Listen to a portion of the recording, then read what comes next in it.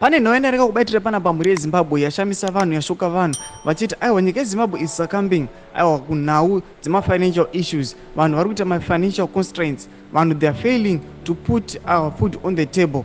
But pane chiitiko chinoitika kuna Auxilla Mnangagwa chashamisa vanhu. Sambe namashoko amuda nyoka panapa pa newzimbabwe.com. Not subscribe or like what on the bell icon. Vanoposta vachiti living large. First Lady Auxilla Mnangagwa is currently in Belarus, traveling in a Turkey registered Gulfstream 550, which costs 11,000 per hour. She is accompanied by a large delegation of female business executives and a dance group, some of whom traveled separately to explore business opportunities and create synergies. Mashoko anouya achipostiwa panapa. So amuri kuona mhuri yeZimbabwe zviri kunzi semapictures amuri kuona munyatsokuona kuti is a luxurious plane.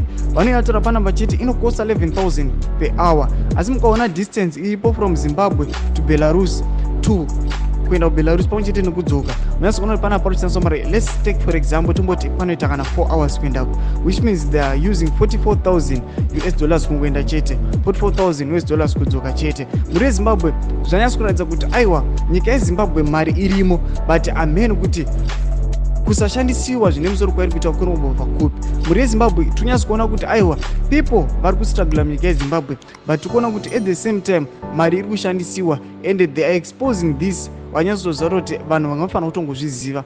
Amen kugwadzisa vanhu kana kuti amen chipotedza mafungiro enyu kudi pamusoro penhau yanda kuvigira ndakubatira panapa. Ina comment section medu musana subscribe kulike, turn on the bell icon.